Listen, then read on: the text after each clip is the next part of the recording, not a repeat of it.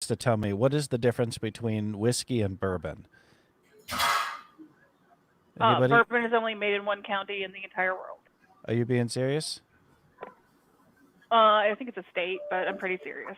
Oh, but so if it's a bourbon has to be made in a very small geographic area. Oh. That is the only place you get that flavor. Oh, everything else is a lie. I just want something that tastes sweet. So I'm gonna go with the Old Tennessee salted caramel whiskey. Yes. All right. I wish I had a bottle to do this. Put a flavor in that you like and add brown sugar. Boom. Done. No. Delicious. Are you kidding me? That's an awful lot of work there. No. That's what the liquor store is for. I just want to crack it open and be done with it.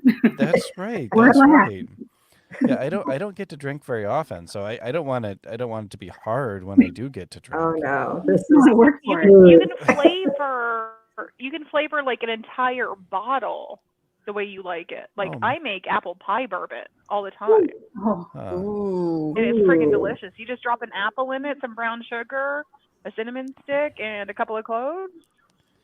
Set that aside for a month, pull it out, die of happy. Infused alcohol is delicious. We did I think it's called rum toff one year, where you just get a big glass jar, like a sun tea jar, and you dump as many different types of stone fruit as you can, and then top it off with rum and let it sit. Oh my God, it's so good. And then afterwards you take all the berries and then you make them into a pie. Ooh. Yum. I like the pie. The pie does sound good. I never made it as far as the pie. You just take all the berries and put it in your mouth. But yeah, that you could do too. But the pie, oh man, it's good. Yeah, but the fruit is like quadruple the alcohol level, which is amazing. And then, like, who cares about anything else? Well, Heather was making those. I mean, the oven might be on, but well, and Heather made those. I can't find my hand, so it doesn't matter. She made those alcohol cherries for Christmas, where you soak the cherries in brandy. Mm-hmm. Or wait, maybe brandy is what I'm talking about. Is brandy something? Is that different than brandy? Is really sweet. Okay, that's different than bourbon and whiskey. Very much different, yes. Okay. All right. Maybe it's brandy that I like? No? I don't know. I like the sweet things, okay? Anyhow. Maybe it's Monica you like. It could be Monica. I don't know what that means. You have Monica in your life? Monica. Oh, is that from like the song from the 90s? And boy, Rebekah, dude. Took him a little while. You are old. Man. Holy cow. I am. Guys, I'm the second oldest person on this show. Are you really? Wow. Well, it is somebody's birthday today. It is. It's my birthday today. I am 40 years old now. Oh, you're young. Give me a break. You're as old as I am. Really? Wait, am I the oldest person on right now? Oh, Kristin, how old are you? 46. Oh, 46? Yeah. Oh, and 77? In July. Don't ask, don't tell. I don't care. Well, welcome to the Spilling Ink podcast and the Spilling Ink show. It's so good to be here with everybody tonight. We have the lovely Rebekah Jonesy and Kristin Ward on today. Welcome to our guests. And I do, because I totally biffed it last time, and I didn't even do it until the end of the show. I have to give a big shout out to our sponsor, Creative Edge Publicity, who has made it possible for us to have this wonderful video platform and to run the podcast.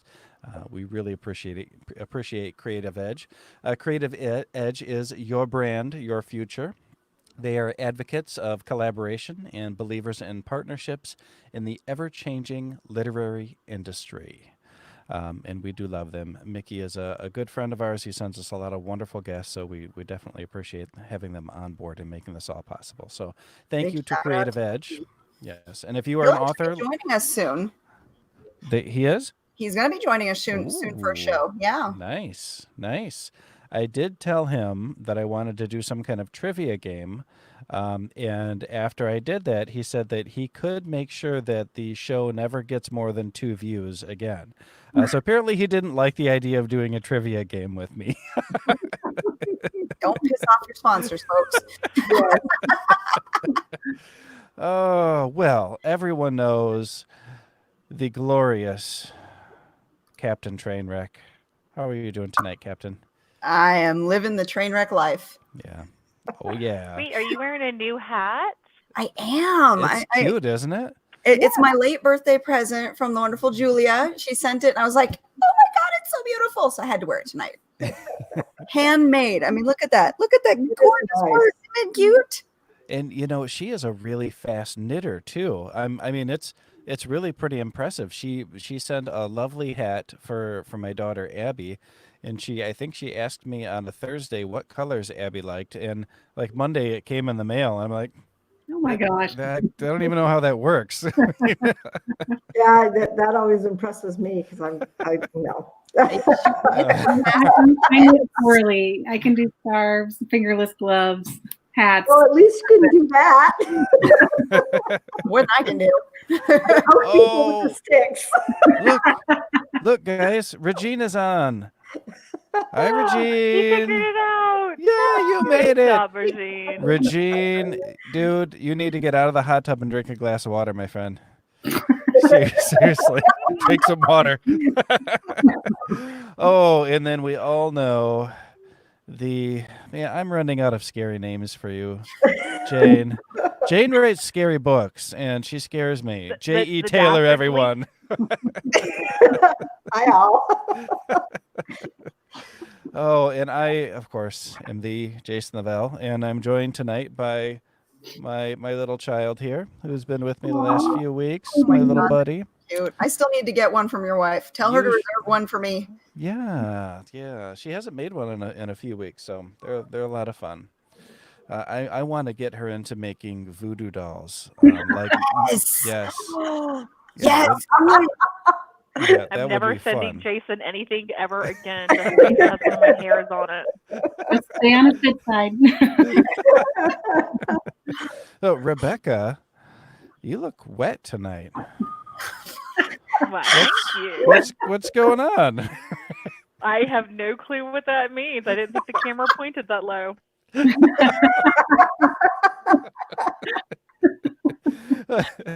Oh, I Rebecca's promise on I'm wearing pants, y'all. So you've been spending some time in the hot tub tonight, haven't you? Yeah, I was in the hot tub. I'm on vacation. I have had my phone turned off since we showed up. I only used it to get directions here. I've never been here before. I'm in the mountains of North Carolina at a friend's cabin, and it is luxurious. It is so nice, and like this is what I needed. I needed this. I've also been drinking since 5:00 a.m. Awesome. So this will be fun. Whoa. Wow. That's like what, 15 hours ago? I also took a nap today. Oh. I also went for a walk at sunrise. Went for a walk with my rum, and took pictures of sunrise coming up over the mountains. We are right on the Blue Ridge Parkway. Oh, nice. We just turned off of it to get to this cabin. Like we are right here. So like everything, like we're at the top of the mountains. I've got a 360 view of mountains. Nice. It's just gorgeous, and it's also like 10 degrees.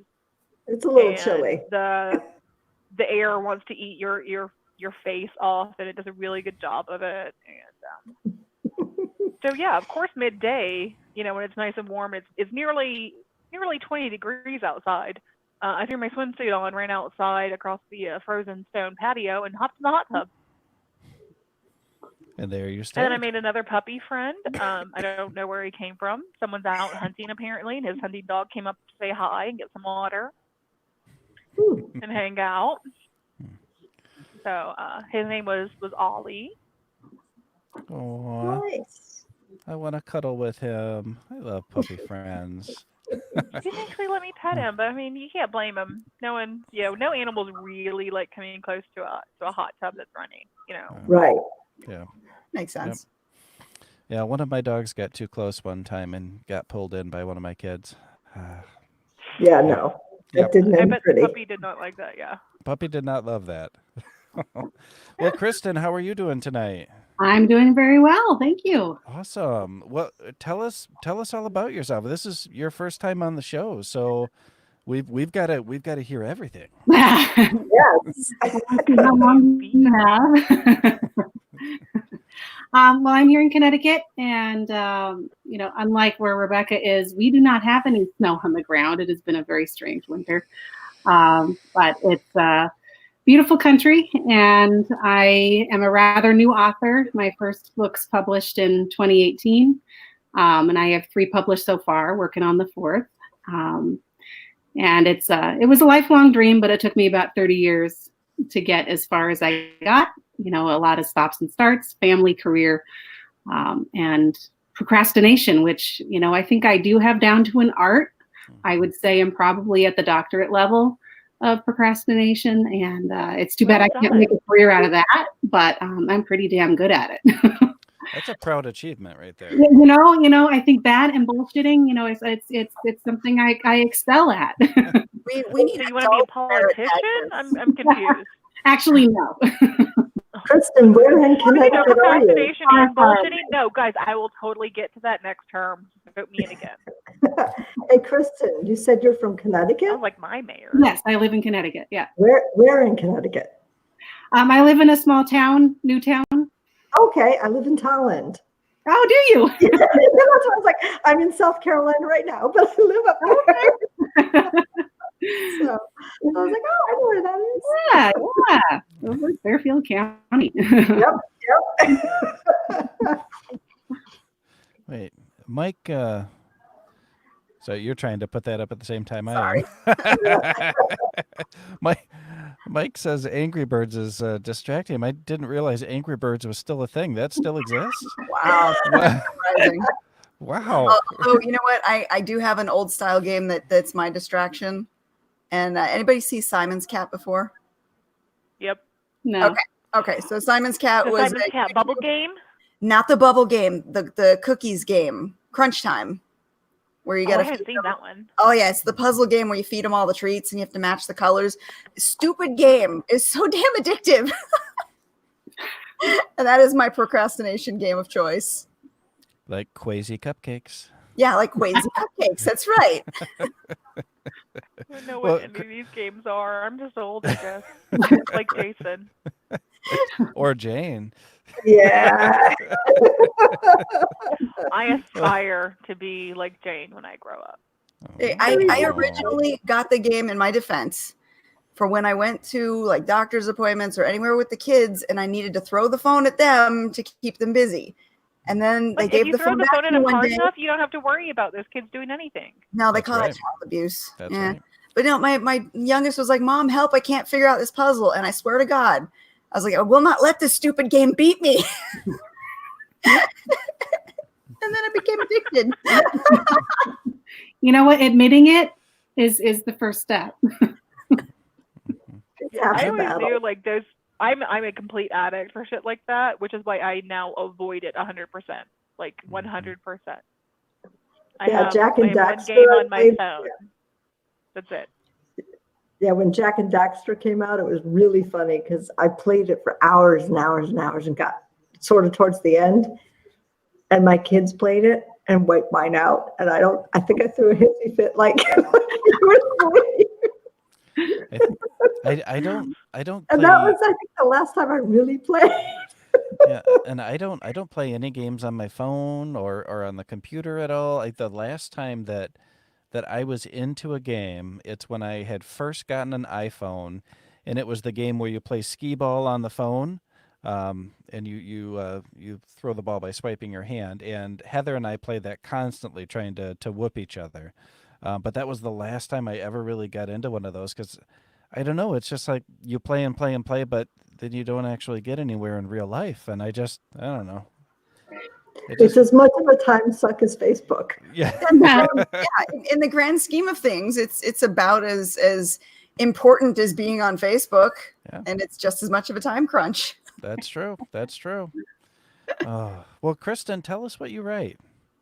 I write young adult books, dystopian and sci-fi fantasy that are really more eco-literature. So I'm trying to tap into the youth movements and environmental awareness and sending a message about what's going on globally, while still entertaining readers. Oh, that sounds awesome. Yeah. Very cool. I've never heard of anything like that. That's actually pretty sweet. Yeah. So my latest is Rise of Gaia. This is the one I'm doing a blog tour for. Ooh, And that won cover. very pretty cover. the book award is this one. After Wow. the Withered and the sequel, Burden of Truth. That's my dystopian. Those are awesome covers. Oh, thank you. So now, are you indie published? Are you small press published? How did you go about publishing yourself? Indie, it took a long time to actually get to the writing, and I had been, for after the Green Withered, I had written a graduate course in environmental education, and when I was doing research for my course writing, I just came up with the idea of what if there was a global drought, and that's really the premise of my story. So I started writing then, but it took, I would say, 6 years before I really sat down and wrote for real. And then in 2017, an article came out about Cape Town being out of water by April of 2018. And it was not science fiction. That was reality. And it was many, many years before scientists thought something like that would happen on such a large scale. So my husband looked at me and said, you need to get the book finished. And so that was my impetus to finish it. And I published it in May. They didn't run out of water, but they had some severe restrictions. And, it's still an issue. There are droughts happening across the world, and we don't hear about it. But, if something happened on just a grand scale, what would our world look like? What if a controlling power was able to take hold of all of our water resources and restrict them to a degree that our society was based on water credits rather than having an economy like we have now? So that was where the story went. And it was a labor of love. And I didn't really want to wait for it to go through a publisher. I just wanted to get it in the hands of readers. So I decided to self-publish. That's really cool. Yeah. Thank you. And what is the name of the series? It's After the Green Withered and Burden of Truth. It's just a duology. Oh, okay. Yeah. Okay.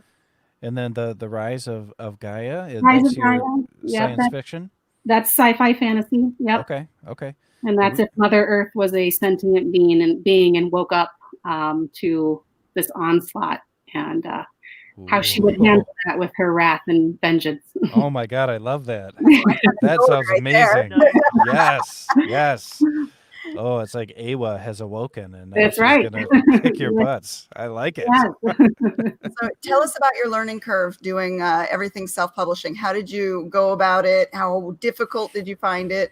Or what were your tips and tricks on how you were able to pull it off? Oh wait, hang on. Before we say that, because I don't know if Rebekah knows. Rebekah, are you familiar with what self-publishing is? Have you heard of that before? No, what is it? So I just had to involve you. You look like you were floating off into space. So okay, sorry, Kristin, go ahead. She has been drinking since That's the 5 a.m. rum. I'm floating off into rum.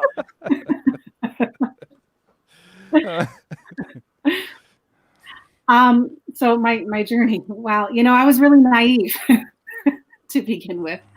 I hadn't realized when I started how much work it is, aside from writing a book. I have an editor. He's fabulous. And, that was my first big hurdle, was finding someone to connect with who didn't want to change my story, but understood the tale I was trying to tell. And it really helped me bring it to fruition, more so than I could do with my own reflective lens. But I would say the challenges I faced are really trying to get your name out there. It's an oversaturated market. So trying to share the message, share the work is a constant battle and very, very time consuming. Marketing is incredibly expensive. So I tend now to just go through free resources like Story Origin and BookFunnel. BookFunnel's minimal charge, and do a lot of newsletter swaps, and that's been great publicity. I'm doing a blog tour that's been fantastic. It's all over Twitter. My first book actually was part of the Ultimate Blog Tour, which was the biggest event of its kind at the time, where 100 bloggers blogged about the book. So that was really neat to see, all these different perspectives and interpretations and feedback, because And how did I'm one how of the did people you? I read every review. I'm going to grow from it, whether it's, really, really critical and perhaps harsh. There's something that I can learn from it and hopefully better my craft. Well, and how did you get connected with a big blog tour like that as an indie? Through my editor, actually. He's the one who developed it. That's So awesome. I was at ground level with that, which was great. He's Okay. part of the Right Reads, and he just has this vision of really highlighting the importance of bloggers, because from my perspective, they're an essential component on an author's journey. We need their connection, and they've got their own subscribers who depend on their perspective. So if we really want to try to get our voice out there to as many readers as possible, I think that they're an incredible resource. And I've just met some fabulous people virtually that I really have grown to care very much about. That's really, really cool, and that's something that I would actually like to do. I think it'd be a lot of fun because I'm not the best with my newsletter. That's giving me more credit than I deserve right there. But I'd really like to do stuff like that. How did it work for you? If when you go on a blog tour, are you doing like written interviews with all these different bloggers, or how does it work? So for the first blog tour, it was 100 bloggers, and not all of them read the full book. Some of them would do like a first couple chapter review. A lot of them did do interviews. So they would send me the questions ahead of time, and then they would often post it with a review or maybe on a separate day. And it's throughout all the postings, because it was over a 10-day period, I would try to touch base with every blogger, because whether my work resonates with them or not, it's important that I thank them, because they gave me a shot, and they're sharing their perspective, and that's important to me, and I really appreciate their time and effort in crafting something. And many of them are fantastic writers themselves. So it's not a whole lot of work for me up front, unless I am doing a lot of the blog interviews, and then it's just a matter of taking time and crafting responses that I want to share. Very cool. Oh, that's awesome. Yeah, I used to do And that, blog ladies and interviews. gentlemen, is how you indie author well. Yes. Yeah. Yeah, I used to do indie authors on my blog for many, I did it like every Wednesday night, I think it was. So yeah. And I had a set list of interview questions and things like that. So when they read your book, some of the questions are so tied to the story, which is really neat, because you can get very specific. So the tour was a little bit different in that regard, because I've done the kind of blog interviews you're talking about, where it's really more generic type of questions that can apply to all of us. And then with the blog tour, it's often very specific to aspects of the story. the funnest one I was ever on was when a blogger asked me to do a character interview. Oh, those are fun. Those are fun. I have yet to do that. That sounds like fun. I did a dueling author versus main character interview, and that was really fun, because I pick on my main characters, so my main character got to complain about me. I did a character interview on Drew's blog once, and it was Pitch. Pitch is my Kelpie character. He doesn't speak. because he doesn't have a voice box. And Pitch ended up going around and making a giant mess in Drew's office instead. Then we ran away. It was a lot of fun. If you guys haven't seen it, you guys need to go to Drew's website. He yelled at me afterwards. Who's Drew? Drew Carmody? Oh, okay. Okay. Say, I didn't know who you were talking about. There's only one Drew. I mean, there's only one Drew people need to know about. All I know is my father-in-law's name is Drew also. So I was like, well, I'm pretty sure that he doesn't have a website, but I guess. I said only one you need to know about. Father-in-law is not all that important. If my father-in-law is watching, I am, of course, not talking about you. Back on track, guys. Back on track. Blog tours. We have a Oh, yeah. track? Oh. I'm gonna Derailed. It's derailed. So setting up a blog tour, though, is a ridiculous amount of work. So the fact that you knew somebody who could set one up is excellent, because locating bloggers that are willing to do these that's a feat. That's a full-time job. Yeah. Well, he's got an incredible crew, just of really dedicated bloggers. It's a real tight-knit community of really great people. That is awesome. What's the name of the organization he works with? The Right Reads, Right as in Reads. writing, Right Reads. Okay. Yeah. Okay. So if you just go on Twitter and search the Right Reads, you'll see the Right Reads on tour, and that's you'll see my posts on that. Now, as far as Story Origin goes, since you mentioned that one, that's one of my favorite resources to use. And their recent edition of the reviews, the ARC reviews, has been so helpful. Excellent. Yeah, I love the resource. So you're like me, you read them, and it's great feedback. I imagine you do all the promos and newsletter swaps on Story Origin. As many as I can possibly get into. Yeah, I've never actually built one of my own, because there's always some kind of group promotion out there that fits with any of the books that I've got on offer. So I've never had to build my own yet. Me neither. I'm right there with you. If I can jump on somebody else's, I'm all for it. I send my newsletter weekly, so usually every Friday. This week I'm late. It'll go out tonight. But usually every Friday I have a newsletter, so I sign up for as many swaps and as many groups as possible. So I always have free stuff to offer in my newsletter, which is that incentive for readers to open the newsletter. They know there's always going to be a freebie or a swap or something in there that will keep them going. And then, of course, you find something newsworthy to talk about. And lately, even though I've forgotten about new releases, Jane, there's been new releases to announce. Oh, Yes. that was the segue. That's the That was the segue, Jane. We got Yes. We need the book cover. Yes, Captain Trainwreck and Jane have a new book. Where's the cover? Okay, hold on. I gotta find it. It's here somewhere. There we go. You didn't have it sitting around waiting? Boom. Oh, Yes. Beyond is out today. goodness. Oh, The that third has a book. naughty word in it, guys.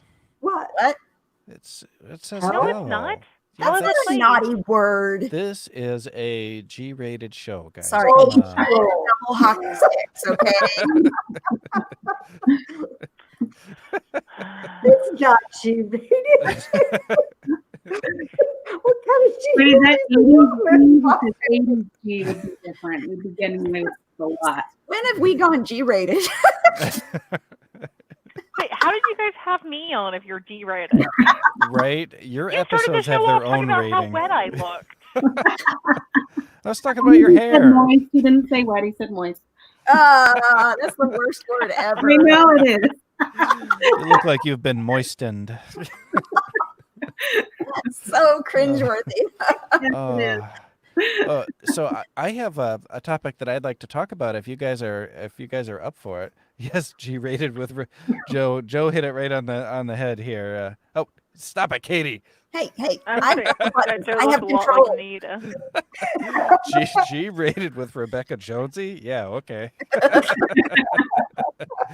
Yeah, Joe, that's exactly right. I was actually going to warn Kristin before you came out. I was like, well, Rebecca's coming. I was like, oh no, is she a newbie? Has anyone warned her about me yet? No warning needed. If you knew me, you know you. There's a lot you can say, and I'd be down with it. Like I've said before, the authors are our people. So I also just realized I'm wearing my AK-47 shirt. we can't see anything but what's underneath. We can't. Yeah. Are they basketballs? Is that what's happening here? I don't get it. I'm just gonna make a dribbling joke, which is G-rated. That's right. That's right. I'm sure Regine will be on. If he hasn't drowned, I haven't seen him in like 10 minutes. Is he G-rated okay? and G-size. Oh goodness. Okay, so I do have something I actually want to learn about. And I think They're you not guys, actually G-size, Jason, if that's what you wanted to learn. Oh, okay. Sorry, my cat's yelling at me. She keeps putting her tail on my face, and so I pulled on it, and she didn't like that. Go Look at this figure. little butthead. Aw. Oh, she's such a naughty cat. Okay, so author coaching or story coaching, whatever we call this. I know several of you here know a little bit about it. And the reason I'm asking is because I've really been struggling with my work in progress that I started about a year ago, and a big part of that is because we've had some medical stuff going on in our family, and I've had some mental health stuff going on with me that's really kind of put the brakes on a lot of things. But I'm trying hard to get back in the habit of writing at least a little bit every day to get this moving forward again and hopefully build up some momentum. But I'm finding that I feel like I don't necessarily need a co-author because I have the whole story. I know what I want the story to be, but I feel like I need help. You just need a cattle prod. Yes, well, a cattle prod and someone who is actually reading it, not just like that Facebook friend that's saying, so you're doing it. You need an in-time dev editor. Yes, well, exactly. And someone that can say, okay, well, this is coming together well, or we're missing a big chunk of this here, or this isn't developed, and so I'm having such a wait. Well, Kristin's going crazy. Well, and when I'm doing this, I speak really slowly, Kristin, because it really drives everybody batshit. Yes, It does. Oh my God, it drives. But my brain moves slowly, so I have to think about every word. We were watching Lord of the Rings last night, and at the end, he also when duck walks. Yeah, I do. But at the end, Frodo is talking to Sam, and it's all this long, drawn out voice, and I was like, oh my God. That's what Emma thinks I sound like online, and Heather was like, "Yeah, you do." I'm like, what the shit? Damn it! It's PG, right? This is PG now. We're okay. No more G rating. Well, yeah, I think we've jumped out of the G rating. Thanks, Rebekah. Well, fuck. Well, there we go. Now it's a Netflix original now. I was like, you're allowed to have one fuck. There it goes. Before you leave PG-13, but once you hit that 3 fuck, you're now an R. Oh, well. R means Heading to rated. N17, here we go. So that's rated Rebekah. Oh no, I love that actually. But that's what I want to talk to you guys about. And it's something that I think that other people could benefit from, but I'm asking for me personally, so that I can completely monopolize this. But so please, if you guys could tell me about stuff that I need to know about this, because I need help. I think I've got a really, really good story, but I need help. So help me. Tell me what I need to know about this author. You need to know that it's 100% okay to get a sounding board. Damn it, cat! To help you do that. It's also 100% okay for the cat to attack your groin while you're doing a live show. Jesus God, cat. Yeah, the sounding board thing. Let me second that, because I'm actually going to be picking y'all's brains later for ideas because I just hit the wall trying to write book 5 in the Asset series. But yeah, you find your tribe. Heads. Yes, exactly. You find your tribe and bounce ideas around for starters. And then when you have something down, you find that author beta reader or editor beta reader who will go through the work with you and will go, seriously, fix this shit. Instead of, your best friend who's like, this is wonderful, I love it. You want that person who's actually. I can't wait to see what you do. Yeah, next. Doesn't make having sense. an Fix alpha it. reader before And your then book there's is me who done. said, and then there's me, you got to kill somebody. There you Don't go, listen Jason. to Jane. That's how you get to writing. Yeah. Roll a die and kill somebody. Yeah, and then you're like, okay. Jane, I'm sorry. Are you talking about in the story or? Pleads the fifth on that one. No dead bodies. Plead In the the fifth. backyard. If you Just find in case, go buy some What? lime. Mhm. Don't ask Alexa how to do it. Just No. Well, and I've got to. No, I have to Animal. go ask Alexa how to. What? Just to see what happened. What? No, you'll No, I end have up to with go ask FBI Alexa just agents to at your see what house or happened. something. Alexa, Oh, how do I it's not already on a watch list.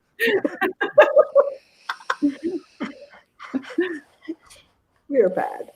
Rebecca's already Hi, on several watch. FBI. You're already on several watch lists. Only it's on like Chatterbait or whatever that is. The camp. Oh, I'm the not telling camp you guys which watch list I'm on.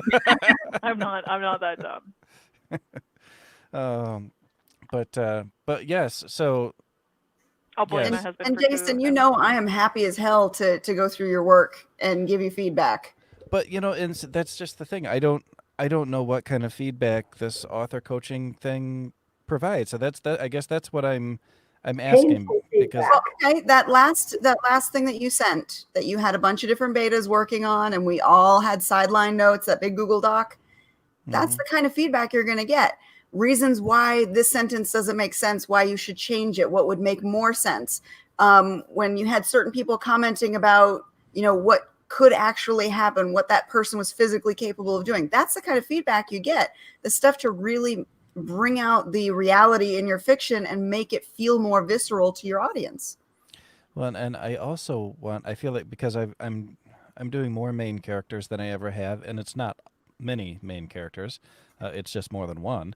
But I want to make sure that this group of friends, this 3 characters, like they're a whole character, that we care about every one of them. And I feel like my focus is on one, my protagonist, but I want these other 2 to be people that we really care about as well. So I also need someone to make sure that this character has been fully developed and this character is doing things that are in character for them, and somebody who's actually deep down in the writing with me. So Yeah. Just tell your alpha readers that, and say, I need some help. I need to know if I'm moving forward in the right way. I need to know, or I don't know how to get this scene to this scene. Whatever your issue is, just lay it out, tell people what you need, and you've got a lot of people who would not mind shredding your work apart. You have how many editors in your tribe? Well, but that's the thing is I don't know what my problems are yet. I need someone to tell me. Okay, what then the that's fine problems too. are. Say, Yeah. look, That's what you say. Read it. I've hit a wall. Help me with this. Yeah, but as you're telling me, I also need to be like rubbing my back and telling me it's okay that these are problems and that I'm beautiful. Jason, we know you. Oh, We know you. I only have the cattle prod method. Yeah. I don't have the I have the sugarcoating cattle either. prod and I have the truth. These are the 2 things I use. Where is Julia when I need her? Come on. I think you need Julia. I'm nice with my feedback. Thank you very much. Yes, you are. You are. I I'll am still never call you nice out with on my stuff, but I'll feedback. be I nice am about it. truthful. That's it. Oh. If So- I like your work, it'll sound like I'm being nice, but I'm just telling the truth. And if it's awful, you'll know I'm not being nice. I like some And of it the just needs comments work, you gave me in the notes, Rebecca, on the other one. You're like, where are the other characters? I'm like, shit, where are they? Damn it. Now I got to find them. Did you kill him? Fine. No, Apparently Kate doesn't do that. I Jane do was that. involved. They might have died. Wait, Katie gets a chapter You should and see the shit I sent to Andy Peliquin. I'm so mean Ooh. to him. do you work on Andy's books too? I beta read his books. I don't. Oh, okay. They're not like part of my publishing house or anything. Okay, that's cool. Yeah, he's very prolific. Very. Yes. He is so prolific. Like I haven't even caught up on his. He actually called me out on it recently too. I got outed. I have not, in fact, read his entire series that he's already written. And he was asking about how to do a tie-in. And I was like, oh, just do this. And he was like, okay, you obviously haven't read book 6 of this series, because if you had, you'd know that this element doesn't work. And I'm like, outed. I only made it to book 4. Oh. It's not often I get called out, for not being reading fast enough. Kristin, do you employ beta readers? I have friends who, they've been good critical readers. So no, I haven't been able to actually pay someone as a beta reader. I do have someone lined up for my current work. It's just been a process being self-published, and how to employ everything that's out there. Don't pay the resources beta I have. Don't pay Yeah, a you don't pay a beta beta reader. editor. Yeah. Beta readers are free. Yeah. Yeah. Katie and I have Well, been beta reading the for person who I got each signed other. up is she's not charging, but it's interesting because when you're doing this all on your own, as you asked me earlier with the learning curve, there's so much that you don't know. You don't know what you don't know. And you Yeah. don't know, And yeah, it's- I was saying that you don't know that you don't know. And also there's a lot of words that are used incorrectly. Like one of the things I see most often is actually beta readers. People confuse beta readers for dev editors. That is a completely different thing. Please do not try and use your beta readers as dev editors. They can And be it's helpful. a developmental editor. Yeah, tell us the difference, Rebekah. A developmental editor is like it's the difference between asking your mom for advice, because you've got an earache and going to the doctor. Mhm. Your mom might be able to know, but your mom may not know. Go to the Right. freaking doctor. Go to the professional who knows what they're doing and says, and knows how to like draw up a one sheet and make proper notes for you. Yep. A beta reader is going to be like, I really liked this scene, or you missed a comma, and it's Yeah. like, but they have completely missed the fact that you did a jump scene. Right. Mhm. Your developmental didn't editor point is going out. to be the one that points out the eyes Yeah. were blue in Yeah. this chapter. Well, They're green in I this was like, chapter. wait a minute, his Not- coat's supposed to be brown, not Yeah. green. Yeah. Yeah. And, No, I have a developmental editor, and he's been fantastic. and developmental editors are they're vital. They're so Yeah. important. Yes, Um, they're definitely And the sometimes one we're vicious. shape. I had a Mean though that at the end of a developmental edit, your book is ready to be published. You still need that copy editing. yeah. Yep. Mhm.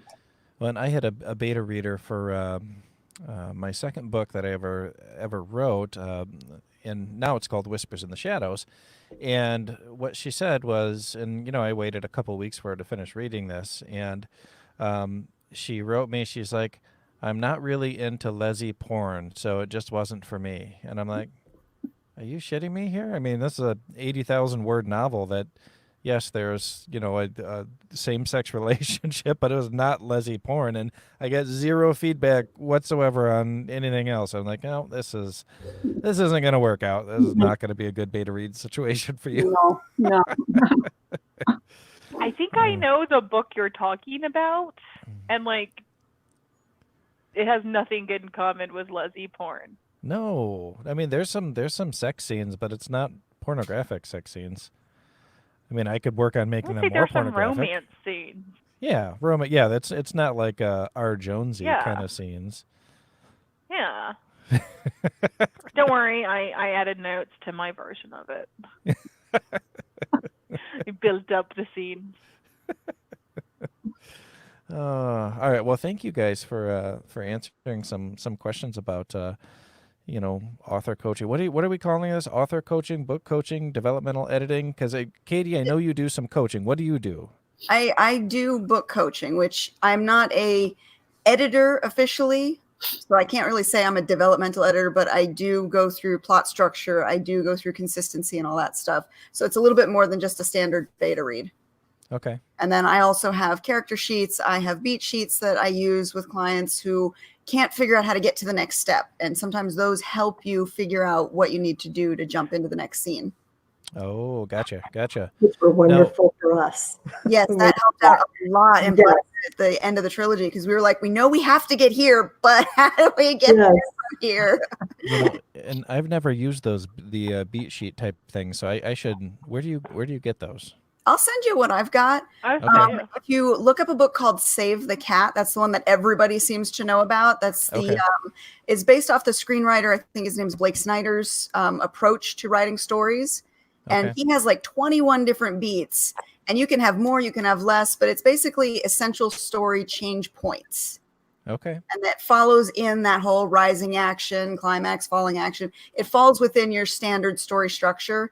And these are points of like specific change that should follow through the story. And if you follow the general idea of what those points are, you can kind of plot your story out and get yourself at least a basic, like my to-do list version of an outline. You kind of know where you're heading.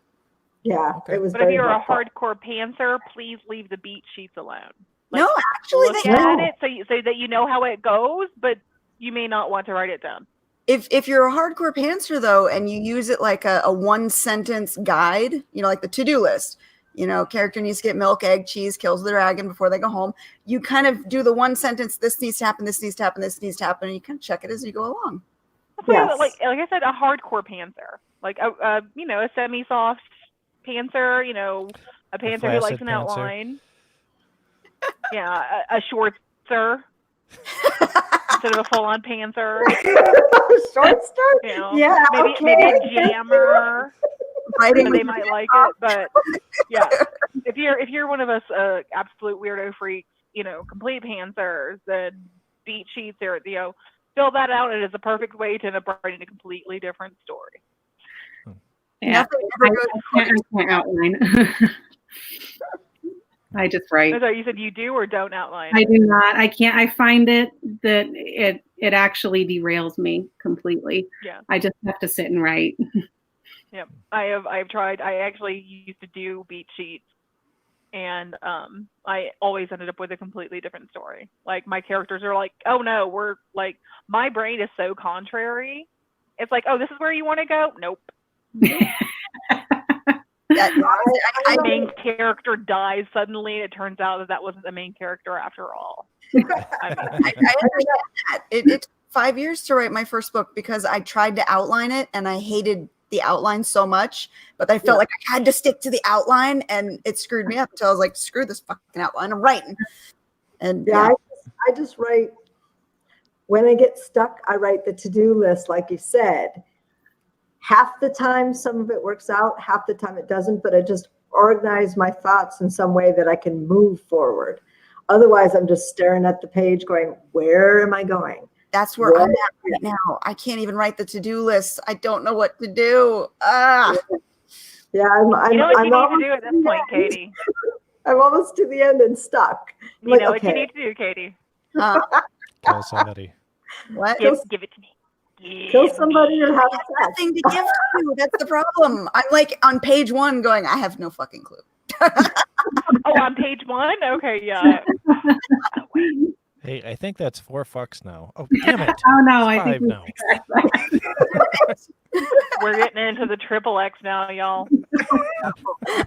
I did make sure our channel was marked for adults only, so. I did check the adults only box. Okay, good. Then I can tell the truth, and I'm not actually wearing pants. I knew it. So, okay.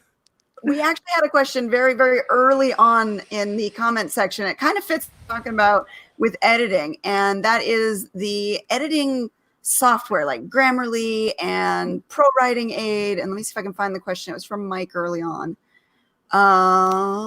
Let's see. I don't use any of that. I mean, even Word, sometimes I go through, but I don't use yeah. that anymore. Okay, so yeah, he's Oh, I using. have noticed that Google Docs updated itself, and it's like really good now. Yeah, how good are those software programs? Because I know if I ever use them, sometimes it'll mark something, and I'm like, that doesn't seem like it's wrong. Yeah, because I use Grammarly. I don't do the premium. I just do the freebie, and it does mark things that I've written that with intent, so it doesn't catch different voice or kind of stretches that you're making with verbiage for effect. So that's where it kind of falls apart for me. But for the technicalities, I think it's good. And I have caught, some errors, especially with commas, because I use them too often. Mm. Yeah, that's really all they're good for is the technicalities. Because let's face it, I mean, we're all artists here. We all have our styles. This is artwork. It must follow the art before it follows anything else. Yep. So sometimes you just got to, and let's face it, I'm pretty sure we're all writing in English, right? I mean, yep. This is English we're talking about. There is always an exception. And there are even more exceptions in novels. Yeah. That's true. That's true. Although if you're writing fiction, you get to get away with more. Nonfiction, though, you really do have to be a little more specific. And then nonfiction, again, you've got Chicago style, APA, MLA. Which one are you writing under? Because they all are slightly different. If you're writing a novel, you really should be using Chicago. If you're writing a novel in America. Yes. Agreed. So totally. Lissa, in case you're watching, you don't use CMOS, okay? But what about nonfiction? Nonfiction, I believe, is still APA. Still APA, because I do a lot of my freelance client work is nonfiction right now, and there are times when I'm going through and doing formatting for their books, and I'm like, I don't know if that's right, but I'm not the editor on this one, so I really don't want to say anything. But there's different styles, and different styles have different rules on things. Oh, isn't that like the pain of formatting though? It's like, oh, I know that's not right, but like it's not your job to change it, and it's kind of wrong for you to change it too. Yeah. And so sometimes I will make a comment and just go, maybe double check this. But for the I always do a check with your editor to see if this is correct. Yeah. And then there was silence. No more comments on writing software? Now, honestly, I'm just really happy that I own my own company. So I'm like, I'm formatting and I'm like, no. Hey, Julia's, line check on aisle 4. You guys have a nice system there. I like that. It runs pretty smooth. I like it as well. See, and that's the benefit of small press. You guys all can have each other's back, and the author's got the benefit of all the different people looking over their manuscript as opposed to doing it all themselves and praying their editor did a good job. Yes. Yeah. And of course, everyone knows that I will, in fact, just bust out the cattle prod when I need to. So everyone keeps moving right along. Isn't that right, Jason? That's why I haven't told you about my work in progress until now. So, Kristin, how do you handle editing on your side since you're doing? That's why I told you in public, so you couldn't attack me. Yeah. How do I handle it on my end? Yep. Well, I edit constantly as I write. Me too. So I just go through that process naturally, and then I give it to people just for like a soft edit, and before I pass it along for the developmental and copy editing and then proofreading. Good plan. Through all the different layers before it hits. But then even so, there are typos. They're the bane of my existence. There are things that even I have all these eyes on it that are missed, and it's frustrating. But at least with the platforms for indie authors, you can make a tweak and then re-upload. So I'm thankful for that. Because you're never done editing. If I were to go back to my first book, I would change things, of course. And it's that constant process that we're never quite finished with, and we just have to somehow reach a point where, okay, this is good enough. I'm not gonna flesh this out anymore.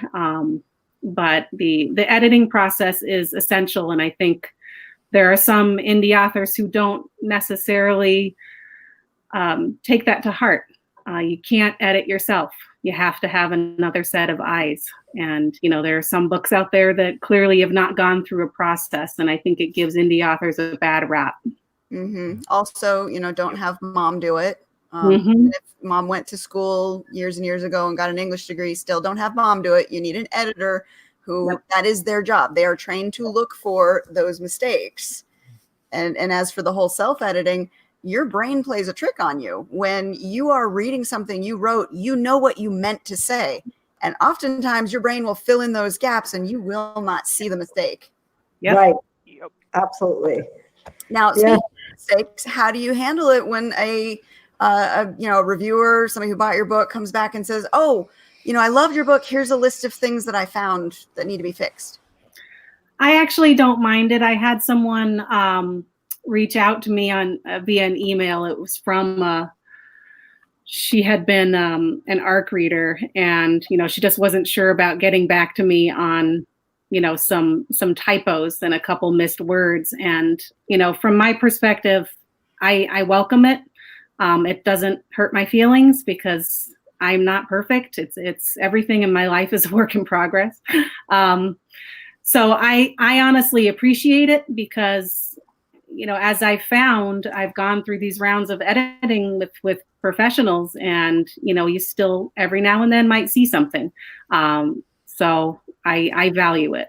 And luckily, like you said, the platforms make it easy to make changes, the ebooks especially. Now, if you have Ingram Spark, you may have a change fee of, I think, $25 if you can't find a coupon for it. Yep. But Kindle uploads for free. I think Drafted Digital uploads for free. Yep. And Yes, all they the do. books are always free to update. So it's Yep. not too costly to make a change. Yeah, and if you go through Kindle print, there's no charge to update like there is for Ingram Spark. Yeah. Yeah, I've been the last couple of years, I've been really lucky with our editor. Katie knows. Don't make me cry. I know. So knock on wood, most of my stuff has been pretty clean. And the only errors are mine. I'm fixing it. Oh my goodness, she's fast too. I had a reviewer come back and say, "Oh, I found this and this error," and I was like, "Okay," and I sent it over to Jane within 5 minutes. She's like, "Fixed." Like, Fixed on all the There you go. Waving the magic wand. Oh my God. I can't believe I left that in. I did that. I did it. Not my editor.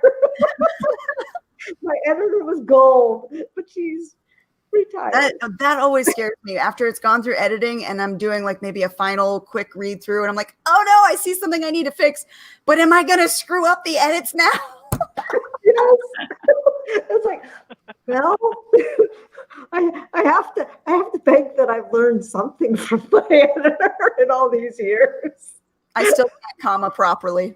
Well, yeah, I'm comma deficient. She's Shatner, so we work well.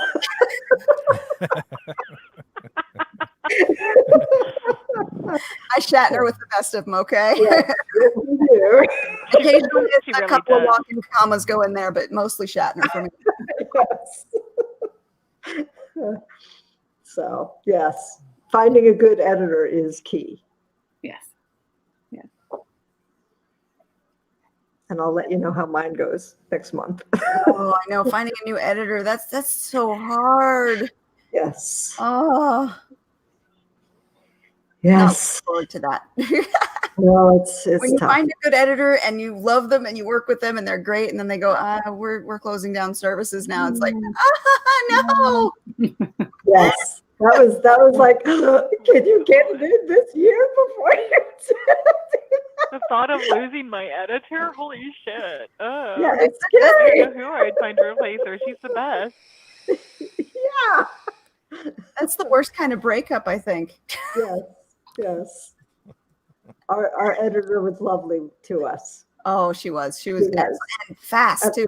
Okay, I don't know how editors work that fast. I mean, I'm a slow reader, granted, but how do you read that fast and still find all the mistakes? Yeah, 'cause she took about a week to 10 days, sometimes 2 weeks if it was long. But still, that's a lot of words to go through and not have your eyes glaze over. Because that's what I run into. I can only read so much critically and make comments and everything before my eyes just glaze over. And I cannot force myself to look at any more words after that. It's like, I don't know. I've been doing this since I was 2. I'm used to it. So kudos to editors. Yes, we love our editors. You guys are amazing. You're magic. You must be Faye. That's what it is. Yes. Well, speaking of magic and editors, I claim the 5th. we are kind of winding down at the end of our time. But before we do, I really want to hear a little bit more about Kristin's book, the Gaia Rising. That was the title, right? Yep, Rise of Gaia. Oh, Rise of Gaia. Rise of Gaia. Could you tell us a little bit more about that? Because I really, really loved the little brief synopsis you gave us. Yeah. So basically the premise is that Mother Earth Gaia has awoken, and that is a result of this constant onslaught of pollution and mismanagement of Earth's resources that has really poisoned her. So she calls upon her children, which are like the descendants of Gaia, kind of. I've got some Irish lore in there, a little bit of a Fae, and then there are these half-breeds, which is my main character, and she is basically calling her progeny to rise up and take vengeance because humanity is in store for a reckoning. So Taryn, my main character, is a 17-year-old girl, and she goes through different horrifying visions of the Earth as it's just being assaulted, and what it could look like and how Gaia feels. And she has this connection with Mother Earth that allows her to really feel and think as Gaia does. And she ends up developing elemental powers and rises to stand next to Gaia. And then things happen in the end where there's a bit of a salvation. So it's a good story. It's an important theme because we need to be aware of what's going on environmentally. And I think a lot of us feel anger and helplessness, especially when we look at different policies that are stripping protections. So I think that many of us who are reflective on that begin to wonder, what if the Earth was a sentient being? How would he or she feel about what's going on with the planet? And are we really doing our part to protect it for the future? Do you feel like our planet is being poisoned or plundered? Oh, absolutely. Yeah.